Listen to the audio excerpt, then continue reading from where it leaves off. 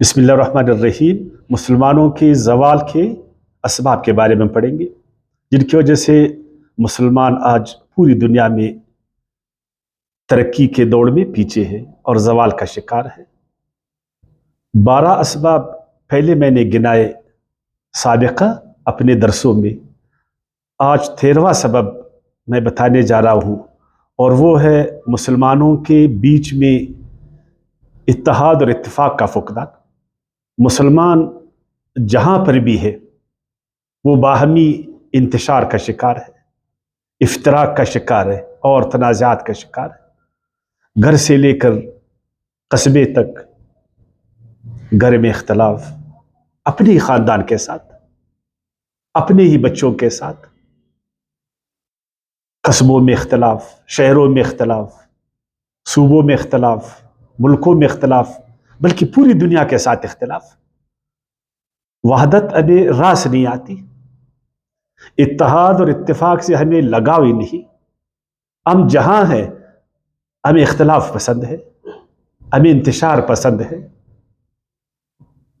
جس کی وجہ سے آج ہماری یہ حالت ہے۔ حالانکہ قرآن مجید بار بار ہمیں تاکید کرتا ہے کہ آپس میں اتحاد اور اتفاق کو قائم رکھو، اختلافات سے بچو، ورنہ تمہاری طاقت ختم ہو جائے گی، تم کمزور پڑ جاؤ گے،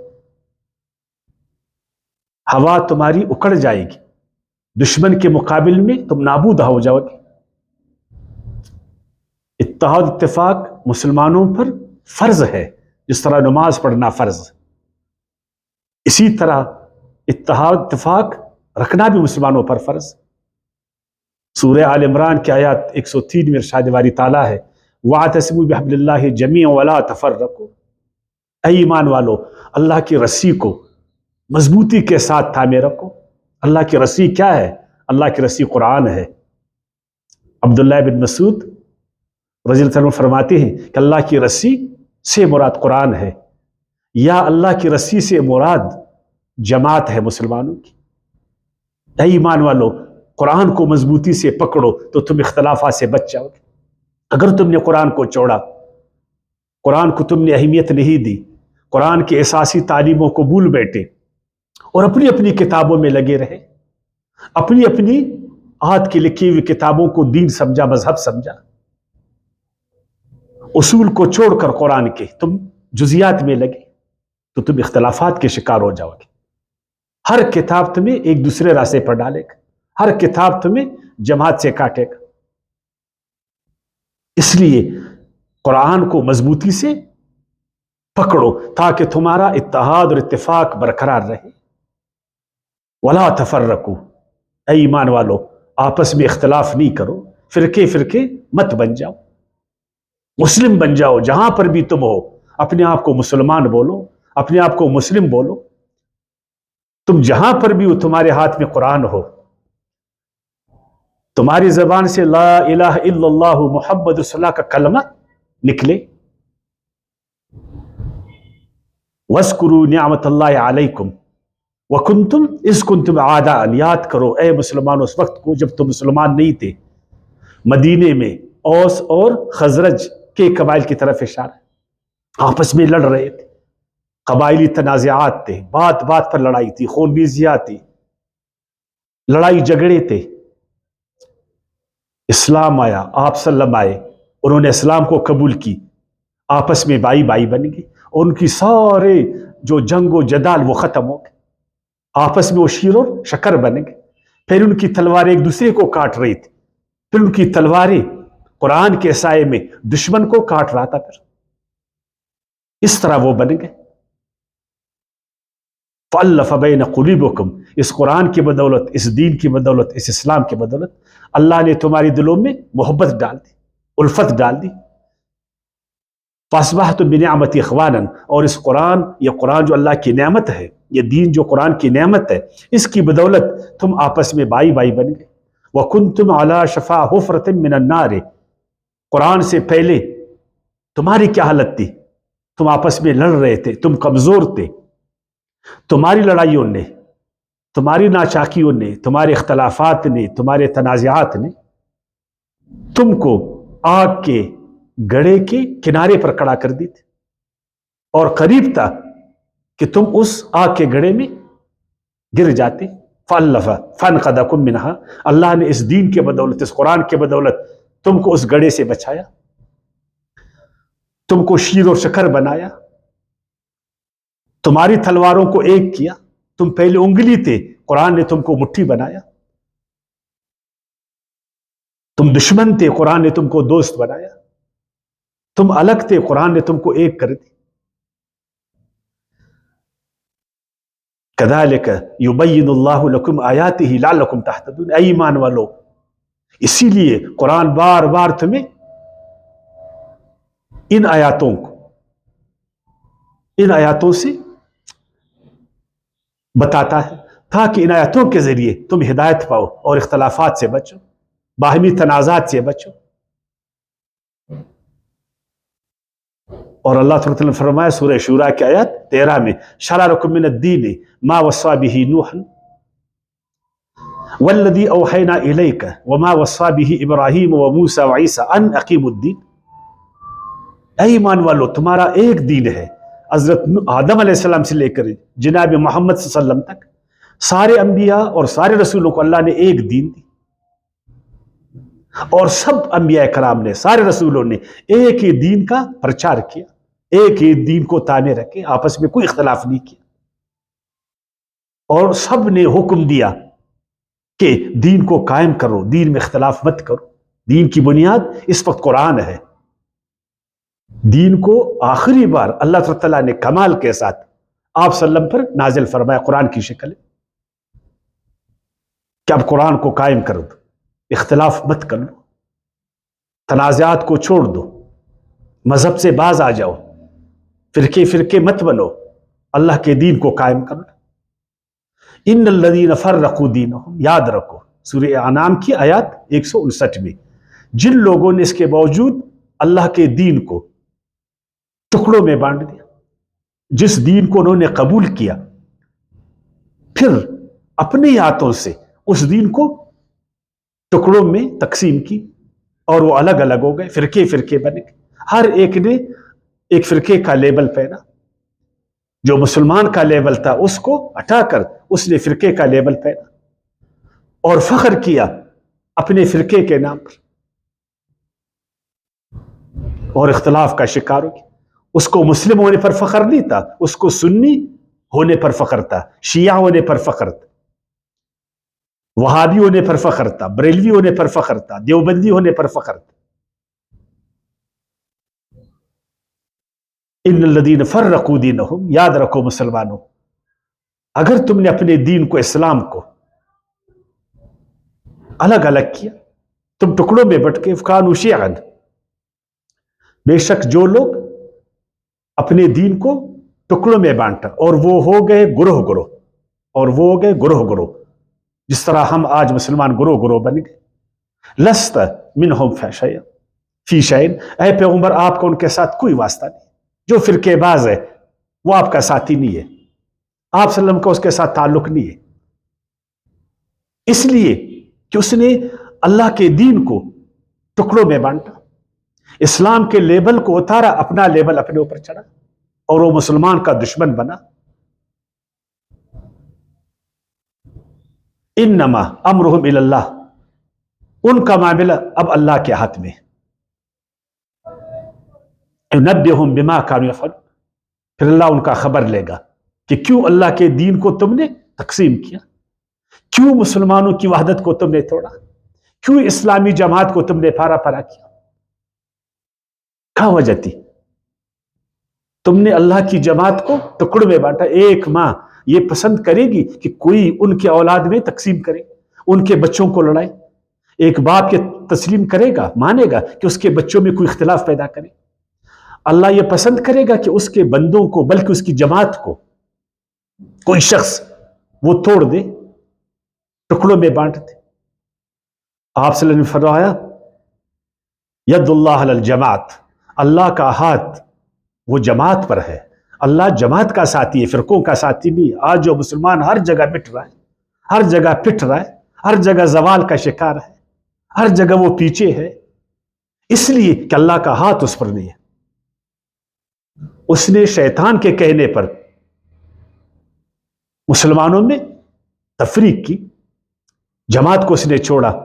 امام ابن کثیر فرماتے ہیں کہ جو اختلاف ہے، جو تنازعات ہے، وہ انسان کو فائدے سے محروم کر دیتا، فائدے اسے چھین لیتا۔ جو فائدہ اتحاد اور اتفاق میں، وہ کبھی اختلاف میں نہیں ہے، وہ کبھی انتشار میں نہیں ہے۔ آپ دیکھیں ارکان اسلام جتنے بھی ہے، توحید ہے تو آپ کو یہی درس دیتا ہے کہ ایک ہو جاؤ، لا الہ الا اللہ کا جو رشتہ ہے اس پر ایک ہو جاؤ، آپ صلی اللہ علیہ وسلم کی جو رسالت ہے اس پر ایک ہو جاؤ، یہی درس دیتا ہے توحید۔ اللہ کی وحدانیت پر ایک ہو جاؤ، سب اللہ کے ساتھ جڑے رہو، اللہ کے نبی کے ساتھ جڑے رہو۔ نماز آپ کو یہ درس نہیں دیتا کہ اس کو جماعت کے ساتھ پڑھو، اپنے بھائیوں کے ساتھ ایک صف میں کھڑے ہو جاؤ، ایک ہی مرکز کی طرف توجہ کرو، ایک ہی اللہ کا کلام کو پڑھو، ایک ہی اللہ کو جھکو، ایک ہی امام کے پیچھے نماز پڑھو۔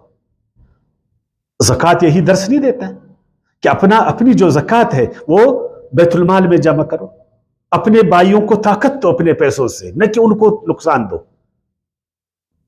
امیروں کو اللہ تعالیٰ زکوٰۃ کے ذریعے یہ حکم دیتا ہے کہ اپنے پیسوں کے ذریعے سے جو غریب مسلمان اس کو اپنا بھائی بنائے، اس کو اپنے ساتھ میں لائے، تاکہ مسلمانوں کی وحدت کو فائدہ پہنچے۔ روزہ، وہ اب یہ درس نہیں دیتا، لیکن روزہ تو ہر ایک رکھتا ہے، لیکن ایک مہینے میں ہم روزہ رکھتے ہیں، سب ایک مہینے میں، ایک وقت پر ہم افطاری کرتے اور ایک وقت پر ہم سحری کرتے، اور سب ایک ہی دن میں عید مناتے۔ یہ کیا ہے؟ اور حج ہمیں جو ہے نا اتحاد کا درس نہیں دیتا، ہم سب ایک مرکز جاتے، شرق کا مسلمان، غرب کا مسلمان، انڈونیشیا والے، مراکش والے، قازقستان والے، ساؤتھ افریقہ سے کوئی آ رہا ہے، وہ چلی سے کہاں سے ایک لباس، ایک ہی مرکز کی طرف وہ آ رہا ہے، سب لبیک اللہم لبیک۔ اس سے بڑھ کر اور کیا درس ہے؟ لیکن پھر جب مسجد سے نکلتے ہیں، پھر جب حج سے الگ ہوتے، پھر اختلاف کا شکار ہوتے، پھر اتحاد بھول جاتے، اتفاق کو بھول جاتے۔ اتحاد اتفاق کا جو سبب ہے، جب تک ہم اخلاص نہیں آئے گا، اپنے دین کے ساتھ خلوص، اپنے رب کے ساتھ خلوص، مسلمان بھائیوں کے ساتھ خلوص، انسانیت کے ساتھ خلوص، تب تک اتحاد اتفاق نہیں آئے گا۔ پہلے اپنے آپ کو ہم نے خالص کرنا، اپنے دل میں دین کو جگہ دینا ہے۔ جو اپنی انانیت ہے، جو اپنا تکبر ہے، جو اپنا فکر ہے، اس کو ہم نے نکلنا ہے، اس کو نکال کر ہم نے اس میں اللہ کی بڑائی کو لانا،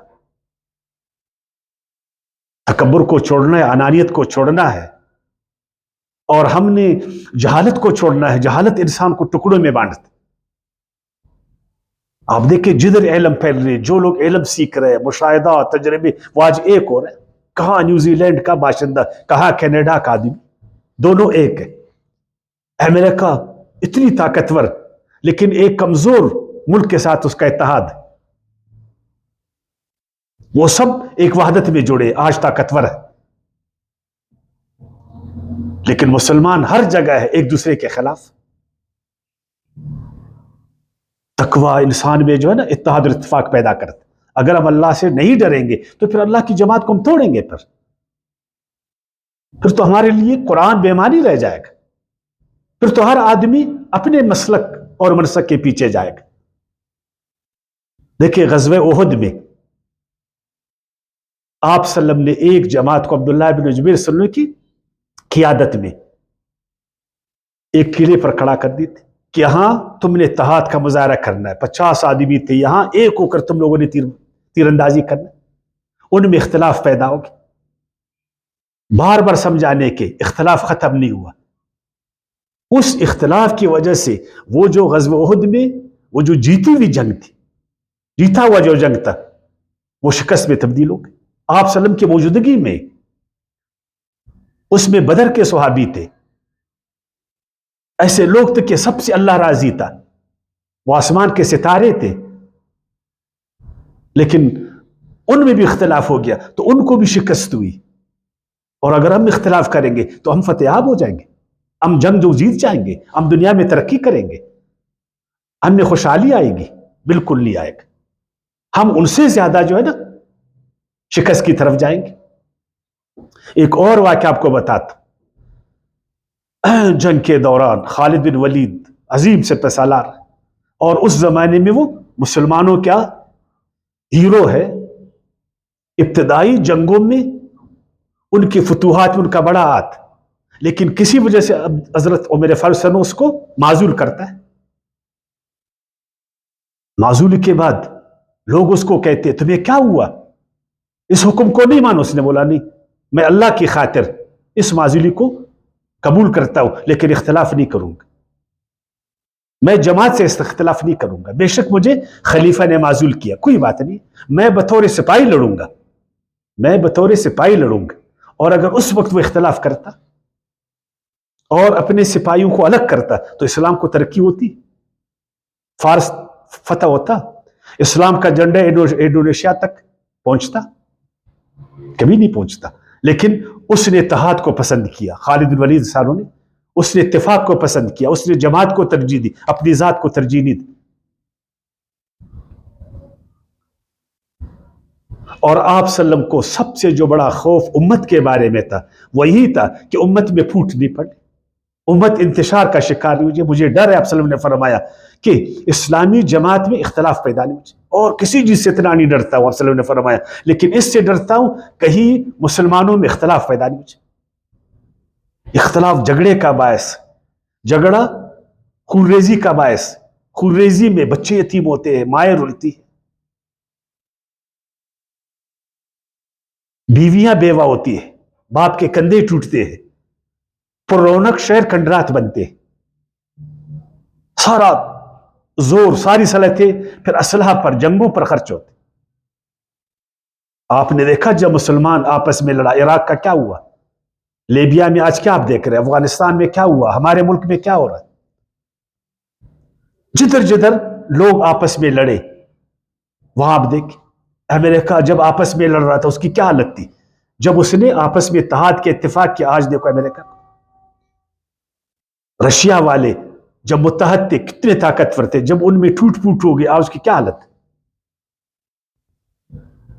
اتحاد اور اتفاق کے فائدے میں بتاؤں، آپ دیکھیے انگلیاں، اب یہ مٹھی بن گئی، ایک انگلی کو توڑنا بڑا آسان ہے، مٹھی کو توڑنا بڑا مشکل کام۔ 1+0 برابر 1، 1+99 برابر 100۔ اگر ایک آدمی لاکھ کا ایسا بنے گا تو لوگ اس کو لاکھ تصور کریں گے، اگر وہ الگ ہوگا تو آدمی اس کو ایک دیکھے گا، اگر ہم 6 لاکھ میں تو لوگ ہمیں 6 لاکھ تصور کریں گے، اگر ایک اسلامی ملک 60 اسلامی ممالک کے بلاک میں ہوئے گا تو اس کو لوگ 60 ممالک سمجھیں گے۔ آج ہم نیوزی لینڈ جیسے چھوٹے ملک کو اکیلا تصور نہیں کرتے، ہمیں معلوم ہے کہ وہ ناٹو کا حصہ ہے، اس کا اتحاد امریکہ کے ساتھ، اس کا اتحاد انگلینڈ کے ساتھ۔ جو آدمی نیوزی لینڈ کی طرف دیکھے گا اس کا مطلب ہے کہ وہ امریکہ کی طرف دیکھ رہا ہے، جو آج جاپان کو دیکھے گا اس کا مطلب وہ امریکہ کو دیکھے گا۔ اگر آج ایک چھوٹا اسلام ملک ہے، اگر وہ ایک بلاک میں، اسلامی بلاک میں ہے، اس کا ایک اتحاد ہے تو لوگ اس کو اتحاد کی نظر سے دیکھیں گے۔ اگر میرے پاس 1 روپیہ اور آپ کے پاس 10 ہے تو یہ 11 بنیں گے۔ اگر مسلمانوں کی معیشت، ان کا اقتصاد، ان کی جنگی طاقت، ان کی سیاست، ہر چیز میں وہ اتحاد کریں گے تو یہ طاقتور بنیں گے، پھر ان کو نقصان نہیں ہوگا، ان کو فائدہ ہوگا۔ ہاں البتہ یہ ضرور کہوں کہ ہم طاقت کو، اتحاد اور اتفاق کو جاہلیت کے استعمال نہیں کریں گے۔ ہم اس لیے مسلمان اتحاد نہیں کریں گے کہ اپنی اتحاد سے ہم لوگوں کو نقصان پہنچائیں، ہم جاہرے بن جائیں، ہم لوگوں کے ملکوں پر یلغار کریں، ہم لوگوں کو نہیں، ہم اس لیے کرتے کہ ہمارا دفاع مضبوط ہو جائے، ہمیں کوئی نقصان نہیں پہنچے، ہم یکسوئی کے ساتھ اپنی صلاحیتوں کو ملا کر آگے بڑھیں، خود بھی ترقی کرے اور دنیا کو بھی ترقی دے دے۔ ہاں البتہ اختلاف اچھی بات ہے اگر اختلاف تعمیری ہو، اور اگر اختلاف تخریبی ہوگا تو اس کا بڑا نقصان ہوگا۔ ہم اختلاف کو سوئی کی طرح استعمال کریں گے، سوئی چیزوں کو جوڑتا ہے، ہم اس کو کینچی کی طرح استعمال نہیں کریں گے جو چیزوں کو کاٹتا ہے۔ اگر ہم نے اختلافات کو تعمیری حوالے سے لیا، ایک دوسرے کے ساتھ ضرور ہم اختلاف کریں گے، اپنے افکار کو شیئر کریں گے، اپنے نظریات کو کریں گے، ایک دوسرے کے ساتھ ڈیبیٹ کریں گے، لیکن اس لیے کہ ہم آگے جا کر ایک ہو جائیں، ہم چیزوں کو جوڑیں، اختلاف کے ذریعے چیزوں کو ہم جوڑیں، نہ کہ اختلاف کے ذریعے چیزوں کو کاٹیں۔ اگر ایسا ہم کریں گے تو پھر مسلمان وہ ترقی کی طرف جائے گا، وہ اللہ کا محبوب جماعت بنے گا، اللہ کا ہاتھ اس پر ہوگا، اللہ کی مدد اس کے ساتھ ہوگی، آپ صلی اللہ علیہ وسلم کی شفاعت اس کو نصیب ہوگا، اس پر اللہ کے فرشتے فخر کریں گے، اس کو کوئی نقصان پہنچنے کا سوچے گا نہیں، ہم محفوظ ہو جائیں گے، ہمارے بچے محفوظ ہو جائیں گے، ہمارے وسائل محفوظ ہو جائیں گے، کوئی ہمیں بری نظر سے نہیں دیکھے گا، کوئی ہم کو نقصان نہیں پہنچائے گا، ہمارا خون پھر وہ اہمیت کا حامل ہوگا۔ وما علینا الا البلاغ۔